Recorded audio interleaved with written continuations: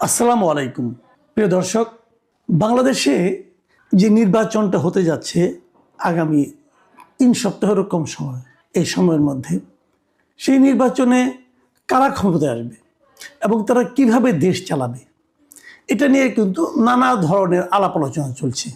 Election হয়ে গেলে কেউ না কেউ তো বিজয়ী হবে। যারা বিজয়ী হবেন তারা দেশটা কিভাবে চালাবেন, এটা নিয়ে কি আপনি একবার ভেবেছেন? আপনি কিভাবে চান? আপনি কি ধরনের একটা সরকার চান? সেই সরকারটার ক্যারেক্টার কেমন হবে, এটা নিয়ে আপনার একটা পছন্দ আছে, আপনার একটা চিন্তা আছে। তা আপনি যাকে ভোট দিবেন, আপনি কি মনে করেন আপনার চিন্তাটা তারা ক্যারি করবে, তারা বয়ে বেড়াবে, তারা সেটা সে আলোকে কাজ করবে? এটা নিয়ে আমার মনে হয় এখন থেকে আমাদের সোচ্চার হওয়া উচিত। আমাদের বলা উচিত যে আমরা আসলে কী ধরনের সরকার চাই। দেখুন, আজকে মির্জা ফখরুল ইসলাম আলমগীর, মানে দেশের প্রধান যে দলটা এই মুহূর্তে আছে বিএনপি, তার যিনি মহাসচিব, তিনি আজকে একটা অনুষ্ঠানে বক্তৃতা দিচ্ছিলেন এবং এই অনুষ্ঠানটা ছিল জিয়াউর রহমানের ৯০তম জন্মবার্ষিকী উপলক্ষে আয়োজিত একটা অনুষ্ঠান। সেখানে মির্জা ফখরুল ইসলাম আলমগীর কিছু কথা বলেছেন। সেই কথাটাকে আমি কথাগুলো আপনাদের একটু বলতে চাই। উনি বলেছেন যে এই নির্বাচনে নির্ধারিত হবে দেশ লিবারেল ডেমোক্রেসির হাতে থাকবে নাকি উগ্রপন্থী রাষ্ট্র বিরোধীদের দখলে যাবে। মানে লিবারেল ডেমোক্রেসি মানে কি? উদার গণতন্ত্রী। মানে দেশটা কি উদার গণতন্ত্রীদের হাতে থাকবে নাকি উগ্রপন্থী রাষ্ট্র বিরোধীদের দখলে যাবে? দুটো অপশন উনি দিয়েছেন। আসলে কি এই মুহূর্তে আমরা এই দুটো অপশনের সামনে দাঁড়িয়ে আছি, মানে আমরা ভোটাররা? এটা নিয়ে কিন্তু আমার একটা কথা আছে। যেমন লিবারেল ডেমোক্রেসি মানে উদার গণতন্ত্রী, ওনারা নিজেদেরকে দাবি করছেন যে ওনারা হলেন উদার গণতন্ত্রী। আর উগ্রপন্থী রাষ্ট্রবিরোধী কারা? ওনারা কি ইঙ্গিত করছেন জামাত ইসলামের কথা? জামাত ইসলাম উগ্রপন্থী হতে পারে, উগ্র ডানপন্থী এটাও হতে পারে।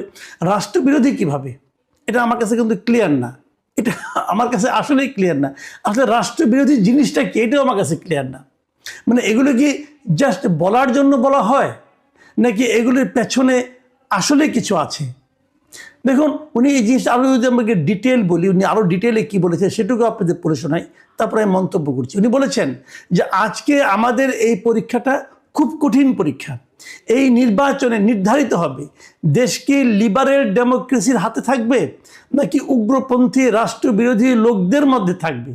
আমাদের অবশ্যই উদারপন্থী রাস্তা বেছে নিতে হবে, গণতন্ত্রের রাস্তা বেছে নিতে হবে, মানুষের কল্যাণের রাস্তা বেছে নিতে হবে। কথাগুলো শুনতে আসলে ভালোই শোনায়। অবশ্যই আমরা উদারপন্থী চাই, অবশ্যই আমরা লিবারেল ডেমোক্রেসি চাই। মানেটা কি? লিবারেল ডেমোক্রেসি অর্থটা কি? মানে গণতন্ত্রের ক্ষেত্রে উদারনৈতিক একটা চিন্তা, মানে তুমিও গণতন্ত্রের কথা বলবে, আমিও গণতন্ত্রের কথা বলবো। তোমার বক্তব্য আর আমার বক্তব্যের মধ্যে বিরোধ থাকতে পারে, কিন্তু আমার সঙ্গে তোমার কোনো বিরোধ থাকবে না। আমাদের নীতির বিরোধ থাকতে পারে, ব্যক্তির বিরোধ থাকবে না। আমি তোমার গলা টিপে ধরবো না, আমি তোমার কথা শুনবো। তুমি কি বলতে চাও সেটা আমি শুনবো, আমি কি বলতে চাই সেটাও তুমি শুনবে। তারপর আমরা দুজনের বক্তব্য নিয়ে জনগণের সামনে যাব, জনগণ যেটাকে ভালো মনে করে সেটাই হবে। এই হচ্ছে লিবারেল ডেমোক্রেসি। হচ্ছে কি তাই? আমরা কি কারো গলা টিপে ধরছি না? আমরা কি কোনো পলিটিক্যাল পার্টিকে তাদের কার্যক্রম নিষিদ্ধ করছি না? আমরা কি কোনো পলিটিক্যাল পার্টিকে নির্বাচনের বাইরে রাখছি না? যাদেরকে বাইরে রাখা হচ্ছে, বাইরে রাখার যে প্রক্রিয়া, সেই প্রক্রিয়ায় কি বিএনপি সায় ছিল না? এই প্রশ্নগুলো যদি আপনি করেন তাহলে যে উত্তর পাবেন সেই উত্তর কি বিএনপির চরিত্রকে লিবারেল ডেমোক্রেসি পক্ষে বলে প্রমাণ করে? এই সমস্ত প্রশ্ন কিন্তু থাকবে। কিন্তু আমি এই নিউজটা সব পত্রিকায় এসেছি, আমি সেখান থেকে প্রথম আলো নিউজটা আমি একটু পড়লাম। পড়ে প্রথম আলোর আমি দুটো কমেন্ট পড়তে চাই। মানে প্রথম আলো এই রিপোর্টের নিচে বেশ অনেকেই তো কমেন্ট করে, আমি দুটো কমেন্ট আপনাদেরকে পড়ে শোনাতে চাই। একটা কমেন্ট লিখেছে মোহাম্মদ সিরাজউদ্দিন। তিনি লিখেছেন, স্যার গো, আপনারা ক্ষমতায় আসেন, এতে আমার দ্বিমত নেই। দয়া করে বিদেশি নাগরিক ঋণ খেলাপিদের এমপি বানায়েন না। এরা দেশকে যেমন খাবে তেমনি বিএনপিকেও শেষ করবে। টাকার কাছে নীতিটাকে বিক্রি করিয়েন না। দেখেন, একজন লোক কিন্তু আর্তনাদের ভঙ্গিতে বলছেন যে স্যার গো, আপনারা আসেন, আমার কোনো আপত্তি নাই, কিন্তু দেশটাকে আপনারা বিদেশি নাগরিক এবং ঋণ খেলাপিদের এমপি বানায় নাই দেশে। কথাটা কেন বলছি? অলরেডি বিএনপির মধ্যে অনেক এমপি পদপ্রার্থী যাদের বিএনপি মনোনয়ন দিয়েছে, এদের মধ্যে ঋণ খেলাপি আছে অনেকেই, যাদের বাতিল হয়েছে, তারা আবার নানাভাবে ক্যারিকেচার করছে, এরকম তো আছে। আবার কেউ কেউ বিদেশি নাগরিক, এটাও আছে। আপনি বিদেশি নাগরিকদেরকে দিচ্ছে, এটা তো আমাদের আইনে নাই রে ভাই। আপনি আইন চেঞ্জ করেন, তারপরে আনেন। নীতিগতভাবে আমি দ্বৈত নাগরিক যারা আছেন তাদের কোনো এমপি অথবা মন্ত্রী হওয়ার পক্ষে না, এটা আমার ব্যক্তিগত মতামত। আমি মনে করি নীতি নির্ধারণী কোনো ক্ষেত্রে তাদের অবস্থান থাকা উচিত না, এটা আমি মনে করি। তারা আছেন, বিদেশে আছেন, টাকা পাঠান আমাদেরকে সেবা দেন, আমাদেরকে পরামর্শ দেন, সব শুনতে রাজি আছি। কিন্তু আপনারা কোনো দায়িত্ব থাকলে যেটা হয়, এই যে এখন সমস্ত মন্ত্রীরা আওয়ামী লীগের টাকা পয়সা লুটপাট করে পালিয়ে গেছে, তাদেরকে আপনি ধরতে পারছেন না কেন? কারণ তারা বিদেশের নাগরিক, তারা ওই দেশে যে আরাম আয়েসে থাকবে। এইটা থাকা, লুটপাট করে যেন কোথাও যাওয়ার সুযোগ না থাকে এরকম ব্যবস্থা করেন। যার নাকি যাওয়ার সুযোগ নাই, সে লুটপাট করতে 5 বার চিন্তা করবে, আমাকে তো দেশেই থাকতে হবে, সেরকম থাকা উচিত। যে কারণে ওনার কিন্তু আতঙ্ক, এই যে মোহাম্মদ সিরাজউদ্দিন সাহেব, ওনার আতঙ্ক কিন্তু এটাই যে আপনারা এটা করেন না, কিন্তু আপনি এটা করতেছেন। আবার দেখেন, আরেকজন মন্তব্য করছেন ডিএইচ শরীফ, তিনি বলেছেন আবার রাজনীতি। উনি শুধুমাত্র রাজনীতির প্রেক্ষিতে কথাটা বলেছেন, অথচ উনি যাদেরকে ইশারা করে এই শব্দটি ব্যবহার করেছেন তাদের কিছু অংশ ওনাদের সাথেও আছে। এটা কিন্তু আমি মনে করি বিএনপির জন্য একটা আই ওপেনার কমেন্ট। উনি বলতে চাচ্ছেন আপনি যাদেরকে ইঙ্গিত করছেন যে উগ্র রাজনীতি যারা করছে, তাদের কিছু অংশ আপনাদের সঙ্গেও আছে।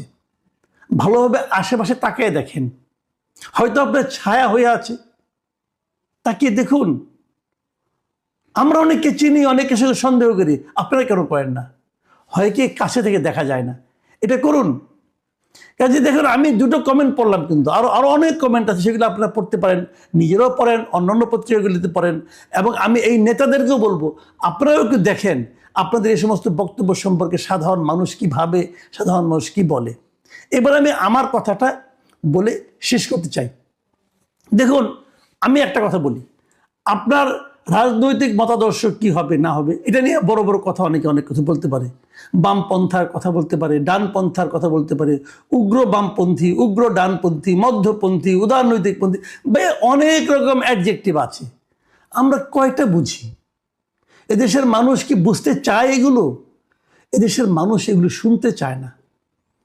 আপনি উদারনৈতিক না কট্টরপন্থী, এদেশের মানুষের কিচ্ছু যায় আসে না। এদেশের মানুষের যায় আসে কি নিয়ে? যে আপনি কতটা দুর্নীতিবাজ, আমি এটা জানতে চাই। আপনি যখন একটা কাজ করতে যাবেন, 100 টাকার কাজ করতে যাবেন, আপনি সেখানে কয় টাকায় চুরি করবেন, এটা আমরা জানতে চাই। ভাই চোর চোর, চারদিকে চোর। আমি মাঝখানে একদিন মন খারাপ করে রাগ করে বলেছিলাম যে আমাদের সামনে নির্বাচন আসে একটা প্রহসনের মতো, আমাদেরকে দায়িত্ব দেওয়া হয় যে এতগুলি চোরের মধ্যে তুমি কোন চোরটাকে বেছে নিবে। এটা আমরা আর চাই না। আমরা ছোট চোর বড় চোর চাই না। দেশটাকে ভালোবাসি এমন একটা নেতা তো দেখলাম না রে ভাই। এমপি হওয়ার পর অর্থনৈতিক অবস্থা ফুলে ফেপে ডাবল, 3 গুণ, 20 গুণ, 100 গুণ হয় না, এমন একজন নেতা তো দেখলাম না রে ভাই। এমন একজন এমপি আমরা চাই, যিনি এমপি হওয়ার পর তার সহায় সম্পদ 20-30 গুণ হয়ে যায় না। হয়নি। আওয়ামী লীগ, আমরা তো এই জন্য ডুবছে আওয়ামী লীগ। আওয়ামী লীগ দুর্নীতিটা কন্ট্রোল করতে পারতো, দেশটা অনেক দূরে এগিয়ে যেত। আওয়ামী লীগ অনেক কাজ করেছে, অস্বীকার করার কোনো উপায় নাই রে ভাই। পদ্মা সেতু করেছে, এটা বড় কাজ, কিন্তু আমাদের আপত্তিটা কোথায় ছিল? পদ্মা সেতুর কাজটা করতে যদি 20 টাকা লাগতো, সেখানে খরচ দেখানো হয়েছে 50 টাকা, 30 টাকায় মেরে দিয়েছে এই চোরের দল। আমরা এই চোরিটা চাই না, এই চুরির হাত থেকে বাঁচতে চাই। অভিযোগ তো অনেক কিছু আছে, আমি একটা এক্সাম্পল দিয়ে বলি, আমি বিএনপির নেতৃবৃন্দকেই বলি ভাই। এই যে এস আলম, এদেশের সবচেয়ে বড় লুটপাটকারী ছিল এস আলম। ব্যাংকগুলোকে পর্যন্ত চুরি করে ফেলেছে, ব্যাংকগুলোকে লুটপাট করে নিয়ে গেছে। এই এস আলমের বিরুদ্ধে যখন ডেইলি স্টার একটা নিউজ করলো যে এস আলম কোথায় কোথায় কিভাবে সম্পদ বানিয়েছে, করেছিল না? করেছিল। সরকার নিজে সেটাকে থামিয়েছে, তদন্ত হতে দেয়নি, আদালতকে ব্যবহার করেছে। আদালত বলেছে তদন্ত হবে না নির্বাচনের আগ পর্যন্ত। আদালত বলেছে, অবিশ্বাস্য ঘটনা।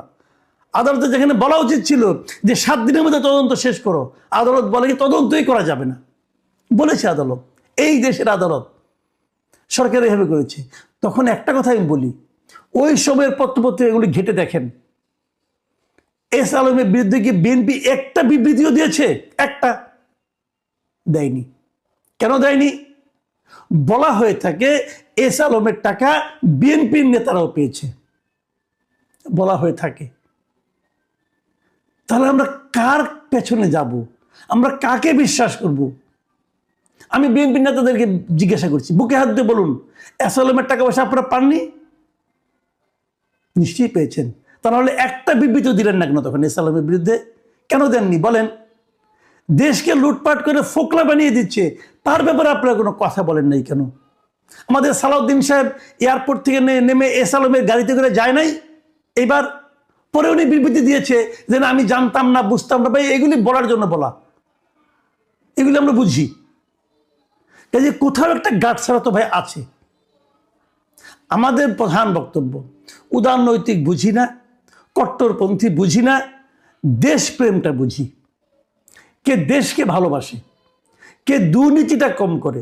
দেশের একটা ব্রিজ বানাতে বলা হয়েছে, এটা চুরি যে করে তার কিন্তু ব্রিজটা ভেঙে ফেলার ইচ্ছা আছে, এই ব্রিজে অ্যাক্সিডেন্ট হবে, সে দেশপ্রেমিক না। যে চুরি কম করে সেরকম লোককে আমরা চাই। আপনারা বলেন, ঘোষণা দেন যে আমরা যদি ক্ষমতায় যাই, যদি কোনো দুর্নীতিবাজকে দুর্নীতি ধরতে পারি, তাকে আমরা সর্বোচ্চ সাজা দেব। বলেন, কখনো পেরেছেন? দুইবার তো ক্ষমতা ছিলেন, নিজেদের দলের কোনো একজন দুর্নীতিবাজের বিরুদ্ধে অ্যাকশন নিতে পেরেছেন? যদি আগামীতে পারেন, সেই প্রতিশ্রুতি দেন, সেই অঙ্গীকার করেন, তাহলে আমরা আপনাকে মনে করব যে আপনার হাতে দেশ নিরাপদ। আওয়ামী লীগেরও নীতি নৈতিকতা, তাদের ঘোষিত কথাবার্তা এরকম মিষ্টি মিষ্টি ছিল, কিন্তু তাদের দেশের কোনো উপকার হয়নি। প্রিয় দর্শক, আমরা চাইব যে আমরা কি চাই, এটা আমাদের দলগুলো, আমাদের রাজনৈতিক নেতৃবৃন্দ এটাকে তাদের বিবেচনায় নেবেন। প্রিয় দর্শক, এখন এই পর্যন্তই। আল্লাহ হাফিজ।